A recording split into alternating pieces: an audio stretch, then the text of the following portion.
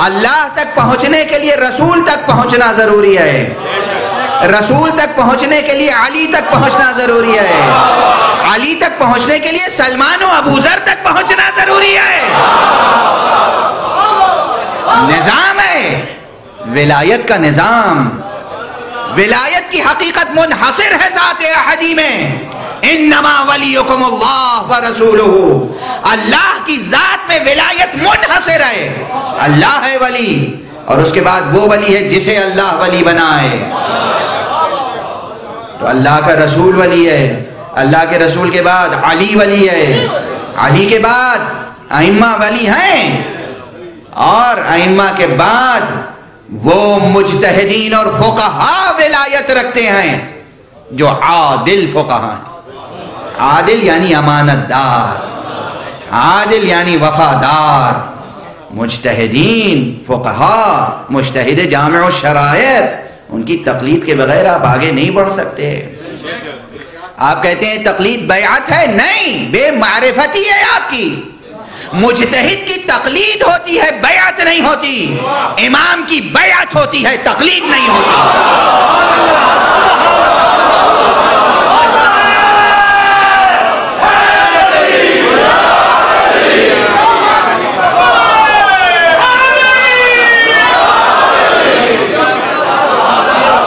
بہت سے پیدا ہو گئے صاحب، ہم تو علماء کو جانتے ہی نہیں، ہم تو براہ راست امام زمانہ کی تقلید کرتے ہیں، اس کی تقلید کرتے ہیں جسے دیکھا نہیں، جسے دیکھ نہیں سکتے۔ امام کی تقلید نہیں ہوتی، امام کی تو بیعت ہوتی ہے، امام کے ہاتھوں پر نفس کو بیچا جاتا ہے۔ بیعت یعنی نفس کو بیچ دینا۔ مجتہد کی تقلید ہوتی ہے، بیعت نہیں ہوتی، اس لیے کہ مجتہد معصوم نہیں ہوتا۔ مجتہد کے ہاتھ ہم اپنا نفس نہیں بیچ سکتے۔ مجتہد کی تقلید ہوتی ہے، یعنی مجتہد سے پوچھتے ہیں، اس کے پوچھ کر عمل کرتے ہیں، یعنی مجتہد کی تقلید ہمارے نفس کی تربیت کرتی ہے، ہمارا نفس اس لائق ہو جائے کہ امام کے ہاتھوں بیچا جا سکے۔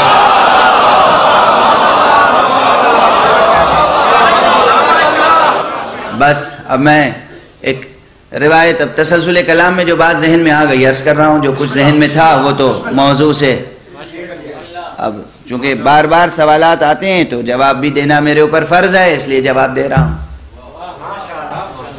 دیکھیے شروع سے ایک سلسلہ رہا ہے۔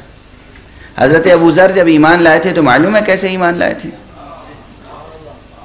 کیا نظام تھا۔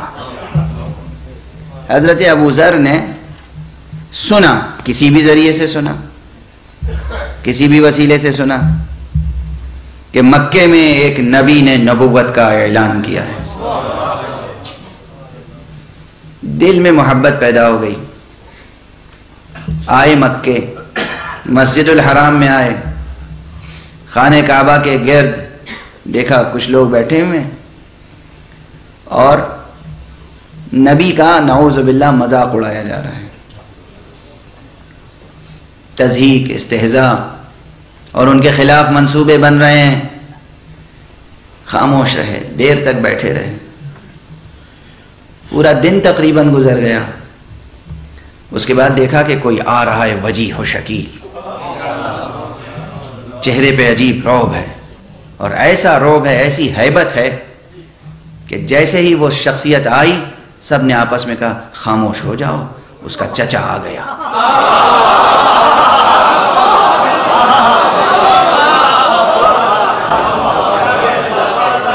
چپ ہو جاؤ، خاموش ہو جاؤ، اس کا چچا آ گیا۔ کیا شجاعت تھی ابو طالب کی۔ اور حضرت ابوذر نے دیکھا یہ منظر کہ جب تک نہیں تھے، ایک فرد نہیں تھا، پورا مکہ برائیاں کر رہا تھا، ایک ابو طالب آ گئے، سب پہ سکوت طاری ہو گیا۔ حضرت ابو طالب تشریف لائے، کچھ دیر بیٹھے، اور جتنی دیر بیٹھے رہے کسی کی ہمت نہیں ہوئی کہ کوئی اس موضوع پہ گفتگو کرتا۔ اس کے بعد جب اٹھ کے جانے لگے تو ابوذر ان کے پیچھے پیچھے ہو لیے۔ حضرت ابو طالب نے کعبے کا طواف کیا اور جب آگے بڑھے تو دیکھا ایک شخص میرے پیچھے آ رہا ہے. رکے, کہا کوئی حاجت ہے؟ کہا ہاں. کیا حاجت ہے؟ کہا مجھے نبی سے ملنا ہے. سنیے گا. کہا ٹھہرو, کل یہیں ملنا. چلے گئے. دوسرے دن حضرت ابوذر نے انتظار کیا اور وہی منظر. صبح سے سب پیغمبر کے خلاف باتیں ہوتی رہیں اور جیسے ہی ابو طالب کو آتے ہوئے دیکھا سب خاموش ہو گئے. حضرت ابو طالب تشریف لائے, بیٹھے, اس کے بعد جب اٹھ کے جانے لگے پھر ابوذر پیچھے پیچھے چلے. پھر اسی انداز سے پوچھا کوئی حاجت ہے؟ کہا ہاں. کہا کیا حاجت ہے؟ کہا وہ نبی. کہا اچھا آؤ میرے ساتھ. اپنے ساتھ لے کے چلے اور جا کے ایک گھر میں چھوڑ دیا. حضرت ابوذر کہتے ہیں وہاں حمزہ سے ملاقات ہوئی. حضرت حمزہ نے کہا کہ کوئی حاجت ہے؟ کہا ہاں. کہا کیا حاجت ہے؟ کہا نبی سے ملنا ہے. کہا نبی کا جو پیغام ہے اس پہ ایمان لائے ہو؟ لاؤ گے؟ تصدیق کرو گے؟ کہا بے شک میں تصدیق کے لیے آیا ہوں. کہا اچھا ٹھہرو. حضرت حمزہ نے انہیں ایک اور گھر میں لے جا کے پہنچایا. انہوں نے پوچھا تم کون ہو؟ کہاں سے آئے ہو؟ کیا حاجت ہے؟ کہا نبی سے ملنا ہے. یہ حضرت جعفر ہیں. سیکیورٹی کا نظام دیکھ رہے ہیں.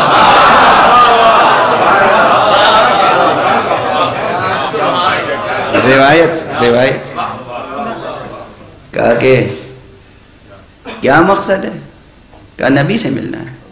کہا تصدیق کر کے لیے آئے ہو؟ کہا ہاں تصدیق کے لیے آئے. جناب جعفر ایک اور گھر میں لے گئے. وہاں علی ملے.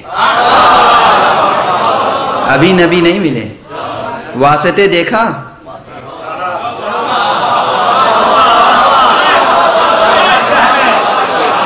واسطے دیکھا, وسیلے دیکھا. ابو طالب, حمزہ, جعفر, علی, پھر مصطفیٰ.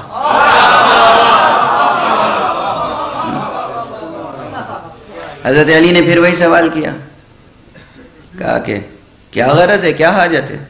کہا حاجت یہ ہے کہ نبی سے ملنا ہے. کہا تصدیق کے لیے آئے ہو؟ کہا جی بالکل تصدیق کے لیے آئے ہو. میں گواہی دیتا ہوں کہ اللہ ایک ہے, پیغمبر اس کے رسول. اس کا پس منظر ہے کہ کس معجزے کے طور پر خبر ملی تھی حضرت ابوذر کو. میں تو صرف عرض کر رہا ہوں کہ امام تک یا نبی تک پہنچنے کے لیے براہ راست کوئی وسیلہ نہیں ہوتا. اس کے لیے نفس کی تربیت ضروری ہے. نفس کی تربیت ضروری ہے. جناب امیر علیہ السلام نے جب اطمینان حاصل کر لیا تو پیغمبر کی خدمت میں پیش کر دیا. اور پیغمبر نے کہا کہ توحید پیش کی, نبوت پیش کی, معارف دین پیش کیے, اور اس کے بعد کہا چلے جاؤ. وہیں خبر دی کہ جب تم پلٹ کے جاؤ گے تو تمہارا ایک عزیز مر چکا ہوگا, اس کا انتقال ہو چکا ہوگا, اس کی میراث تمہیں ملے گی, اس کی حفاظت کرنا, تم اپنے قبیلے میں اپنی جگہ رہنا, اور اس کے بعد جب یہ دین ظاہر ہو جائے تب میرے پاس آ جانا. بھئی اس ایک روایت کو سمجھ لیجئے تو سمجھ میں آ جائے گی بات کہ سب سے پہلے ایمان لانے والے کون تھے, کتنے تھے.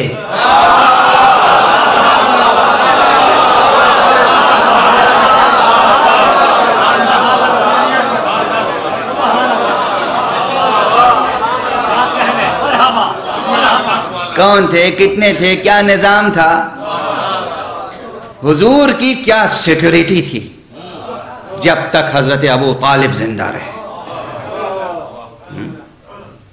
یوں ہی تھوڑی حضرت ابو طالب کے عمل کو خدا نے اپنا عمل قرار دیا ہے.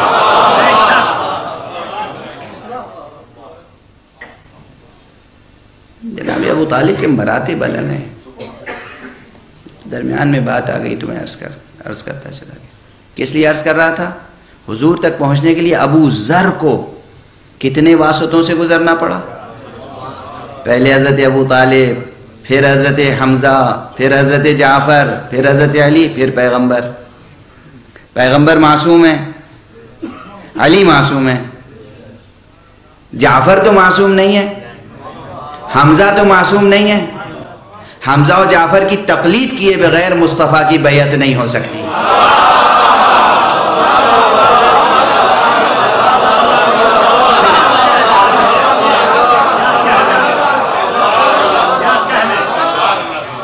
آج اگر امام سے وابستہ ہونا ہے، امام زمانہ سے وابستگی کی پہلی شرط یہ ہے کہ جو نائب عام ہے پہلے اس کی اطاعت کرو. ڈسپلن تو سیکھو، ڈسپلن ہے، ادب ہے، شریعت کے احکام پہ عمل کرنا ہے.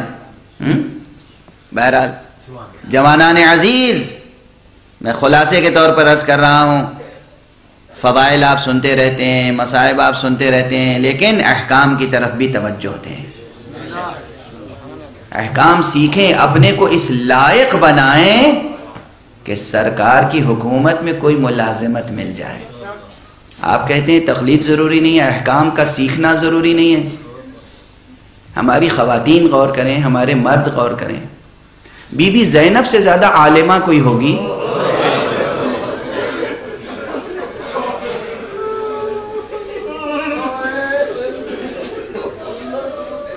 بی بی زینب سے زیادہ عالمہ کوئی ہوگی؟ بی بی زینب کس لمحے میں، کس وقت؟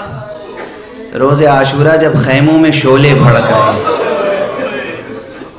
دشمنوں نے خیموں میں آگ لگا دی، شعلے بھڑک رہے ہیں. ایک خیمے سے بیویاں دوسرے خیمے میں جاتی ہیں، دوسرے خیمے سے تیسرے خیمے میں جاتی ہیں، تیسرے خیمے سے چوتھے خیمے میں جاتی ہیں، یہاں تک کہ سب بیویاں اس خیمے میں اکٹھا ہو گئیں جہاں سید سجاد تھے.